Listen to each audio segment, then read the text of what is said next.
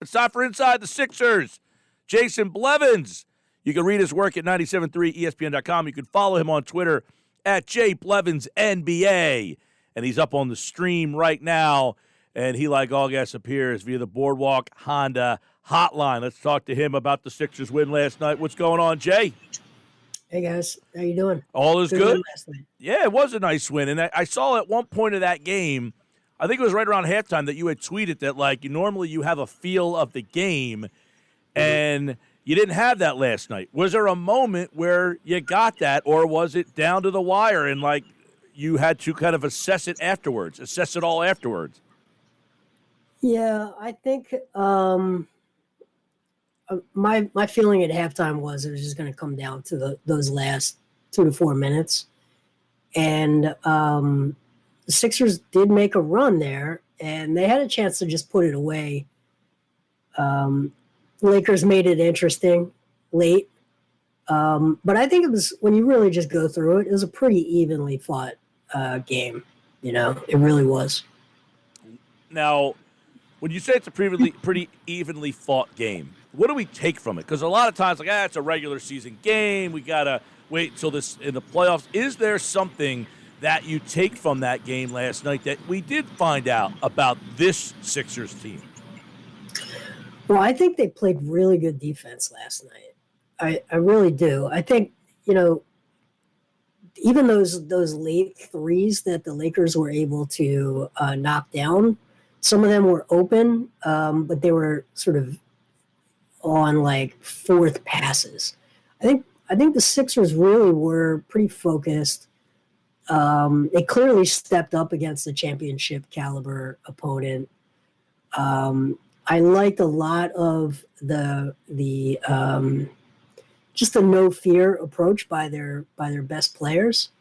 Even guys like Seth Curry, who didn't shoot well at all, I felt like he played well and he got good shots, some duck ins. But generally, I think the best players played really well, and that should be really encouraging.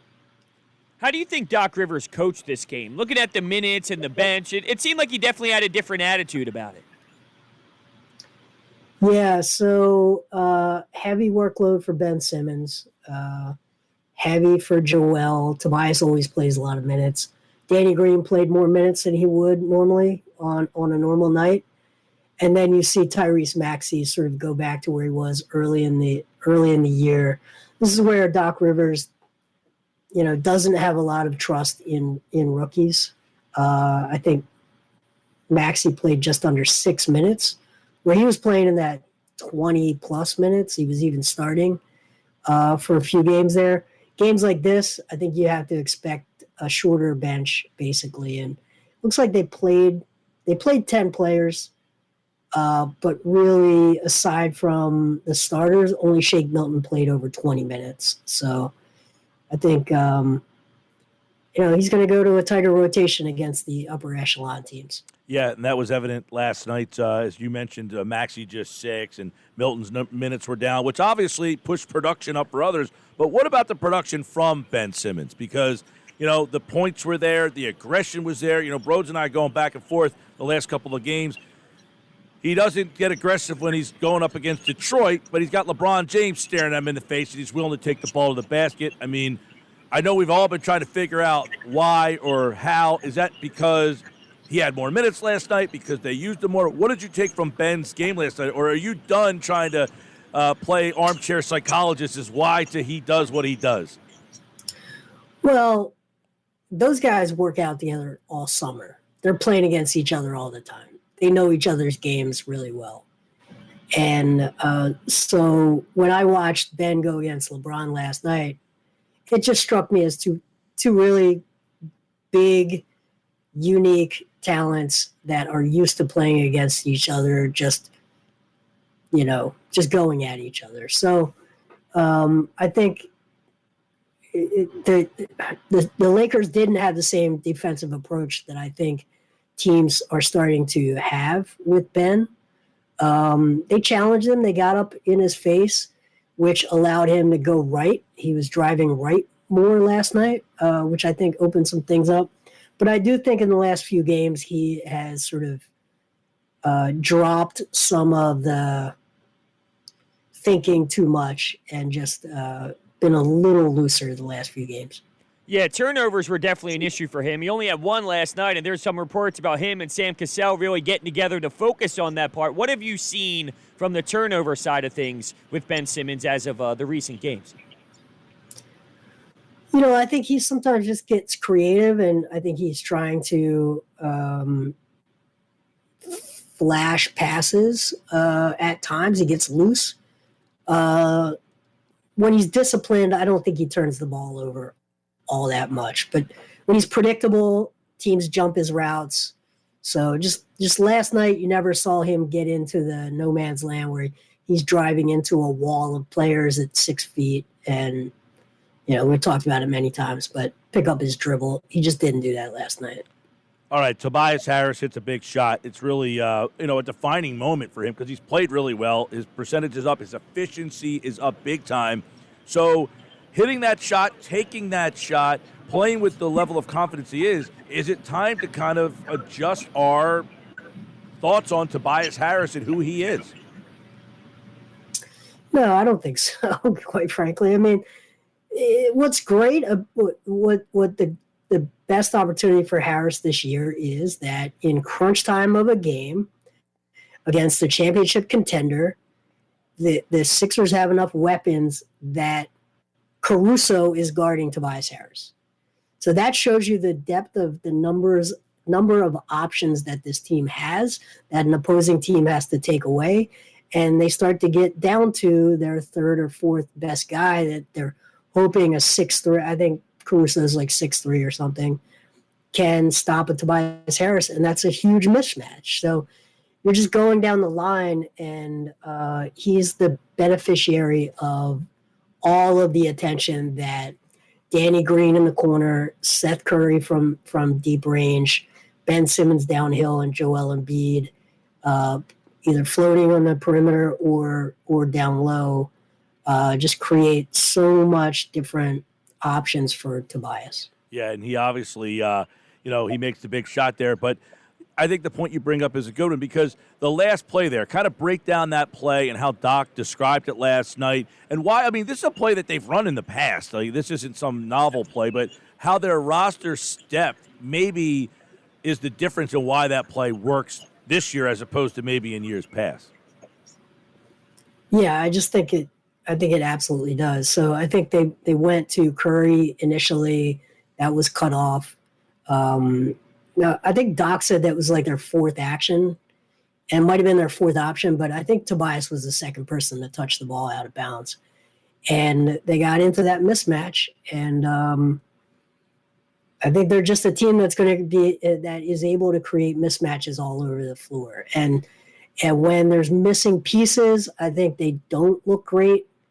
It only takes a couple of missing pieces for them to not look great, but when it's all out on the floor, it just becomes, like Doc has said many times over the last few weeks, pick your poison, but it's all poison, right? And that's sort of what they're presenting teams with.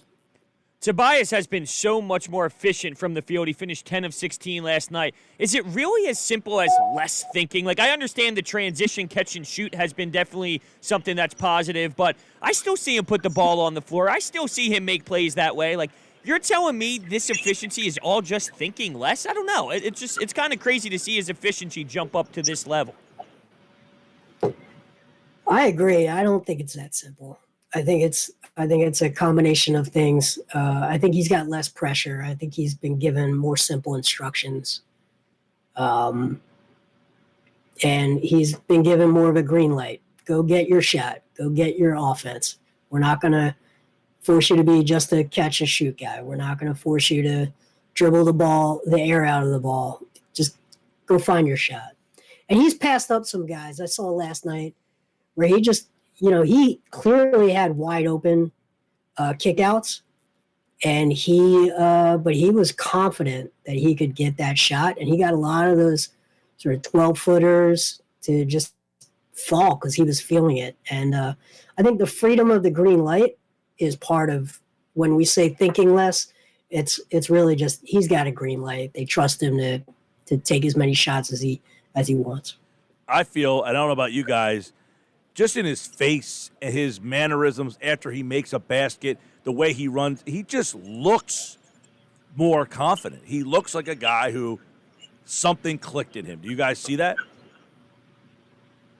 Yeah, I think he also came in with a lot of expectations to be a leader for young guys and be sort of a rah-rah, pull everyone together. He was running the Zoom calls during the shutdown. It feels like he's got less responsibility this year. Yeah. Jason Blevins, it's Inside the Sixers. They win last night. So I want to ask you about the fact that this roster hasn't played all that much together either. Like, how much do we anticipate this growing? They're averaging 113 a night. They're playing pretty well defensively, but you would imagine both sides of the ball are going to get better as the more they play with each other. I think so for sure. I think, defenses will come up with creative approaches, but I don't think they've really unlocked a lot of their offensive game plan. I just don't think they've installed a lot of their offense yet. So the more they play together, the more nuances they can have out of their basic sets. And I just get a sense that that will be layered on over time. And I also think they're still probably going to make one trade to get a stretch four type player, or they're going to take their chances and get a guy in the buyout market. You talk about the offense somewhat growing. What do you expect to come next when it comes to this offense taking the next step? Well, I saw some actions early in the year when they had everyone that I haven't seen in probably 10 games, which was a lot of running Seth Curry and Furkan off of screens off ball through Embiid with a primary ball handler up top. And those flare screens just sort of run a bunch of players through Embiid, and one of those two shooters is gonna pop open. And I haven't really seen that since Furkan got hurt and Seth then was out for 2 weeks. Since they've both been back, it's only been a couple of games. I haven't seen a lot of that, but that's one of those areas where just they used to run a lot of that with J.J. Redick. I think they want to have a lot of that in the offense. And I would expect to see a lot more of that. And that's just going to create easier shots for them. A lot of talk, you mentioned the trade, he said a stretch four. That seems to be something that Doc kind of hinted at, that they need some help in that spot there. But one of the things that we kind of talked about is if Ben Simmons is that guy that you got last night, 17 points, playing with that aggressiveness, is that a necessity? Is adding another piece of necessity if you're getting that guy, which I think that's the problem. They don't know that they're getting that guy every night. No, I think it's more about the second unit. What can you continue to have for 48 minutes, multiple floor spacers that can knock down open shots? And I think ideally Doc would like Mike Scott to be that person, but he's not been reliable or available.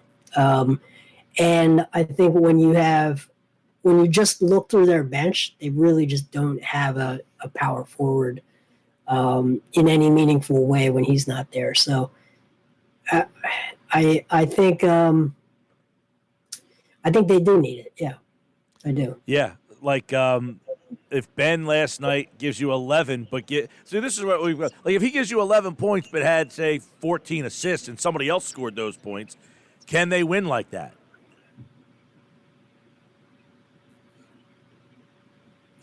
Yeah, but that's a regular season thing, and how much of that really translates to a playoff series? Yeah, well, that's what we don't know yet, right? Is how teams are going to defend this team differently come playoff time, I guess, right?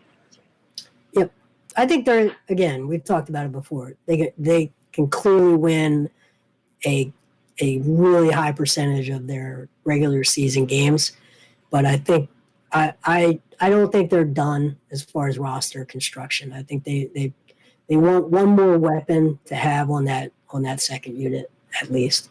Yeah, unfortunately, we're in a spot now where the regular season is what it is, and we just kind of have to wait, which kind of sucks because it takes away the joy of some of the emotional highs and all. But, that's kind of where the league is at. And I want to bring up Joel Embiid's fall. That was a pretty aggressive fall, but he battled in there, stayed in there, and he also played the second half of that back-to-back against Detroit. And, those are two areas where I think we normally would see Joel Embiid sit. So do you take anything out of, him staying involved, whether it was the second half of the back-to-back or last night? Well, I'd be really interested to see how he's feeling this morning, right? And this afternoon.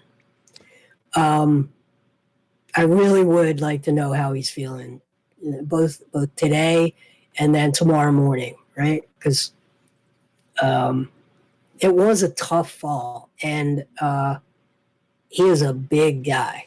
And when you have that much weight coming down, really with no bracing whatsoever, I think he kept himself loose last night, was able to fight through it.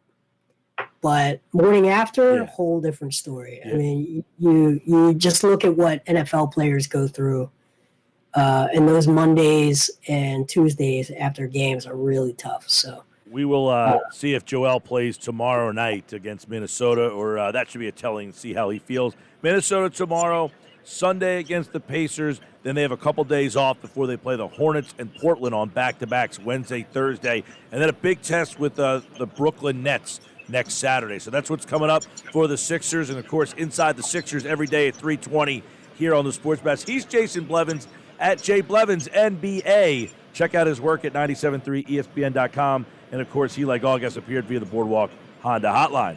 All right, Jay Blevins, take care, man.